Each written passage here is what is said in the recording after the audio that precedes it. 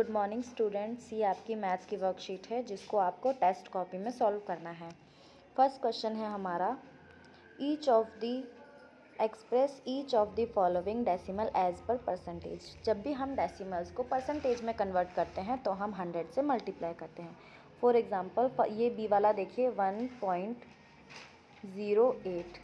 जब हम इसको 100 से मल्टीप्लाई करेंगे तो इसका आंसर आ जाएगा 108 और इसके साथ ही हम इसमें परसेंटेज लगा देंगे।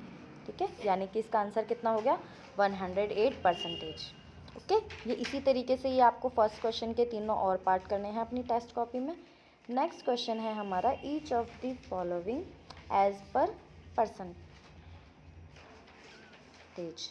हमें इन सारे क्वेश्चंस को परसेंटेज में कन्वर्ट करना है।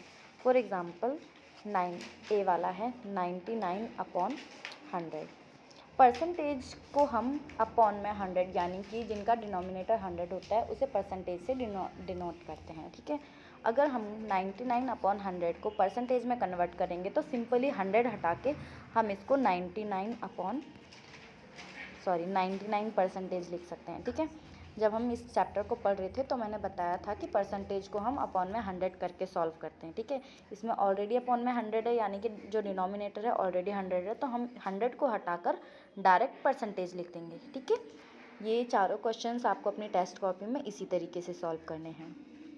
नेक्स्ट क्वेश्चन है हमारा, इवेलुएट द फॉलोइंग। अब इसको इवेलुएट कैसे करेंगे, ये देखिए 60 परसेंटेज है ना, तो मैंने बताया था कि परसेंटेज को हम डायरेक्ट अपॉन में 100 लिख देते हैं। 60 परसेंटेज को 16/100 लिख देंगे और ऑफ को जब भी हम बॉड मास सॉल्व करते हैं तो ऑफ को हम मल्टीप्लाई करते हैं और है हमारा 70। ओके, ये वाला ज़ीरो हम इससे काट देंगे, ये वाला ज़ीरो हम इससे काट देंगे, तो सिंपली हमारा बच्चा 6 और 7 को जब हम मल्टीप्लाई कर देंगे तो आ जाएगा 6 7 कितना होता है, 6 7 होता है हमारा 42। ओके, तो इसी तरीके से ये आपको चारों क्वेश्चंस अपनी मैथ्स की कॉपी में सॉल्व करने हैं। ओके, नेक्स्ट है हमारा, Gopu gets a monthly salary of ₹14,000। यानी कि गोपू को मंथली सैलरी एक मिलती है 14,000। ठीक है, सैलरी आप सबको पता होगा, जब भी हम काम करते हैं तो वहाँ पे हमें कुछ ना कुछ रिटर्न मिलता है जिसे हम क्या बोलते हैं, salary. He pays 30% of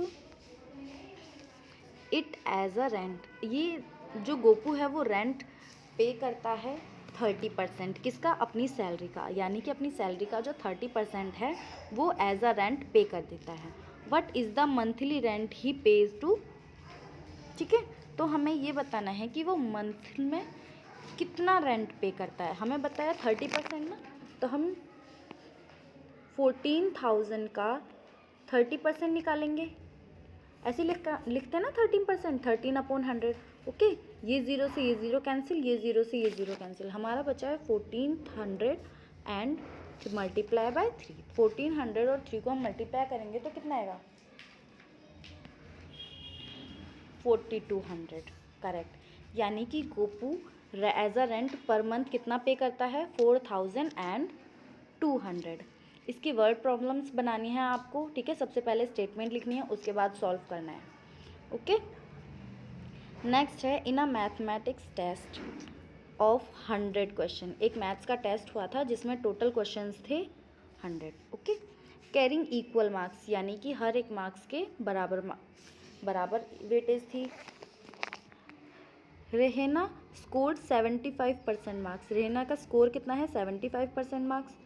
how many questions did she answer correctly, यानी कि उसने टोटल कितने आंसर करेक्ट किए। तो हम क्या करेंगे, 100 का 75% निकालेंगे। 75% मतलब 17/100 है ना, बताया था ना मैंने, जब भी हम परसेंटेज को सॉल्व करते हैं तो अपॉन में या डिनोमिनेटर में 100 लिख देते हैं। ये वाले ज़ीरो से ये वाला ज़ीरो कैंसिल, इस ज़ीरो से ये वाला ज़ीरो कैंसिल। ठीक है, तो 75 को जब हम 1 से मल्टीप्लाई करेंगे तो कितना आएगा, 75 ही आएगा। यानी कि रेहना ने कितने क्वेश्चंस करेक्ट किए हैं, 75। ठीक है, इनकी सबसे पहले आपको स्टेटमेंट बनानी है, उसके बाद आपको ये अपनी टेस्ट कॉपी में सॉल्व करना है पूरा। ओके, समझ में आ गया सबको? Thank you.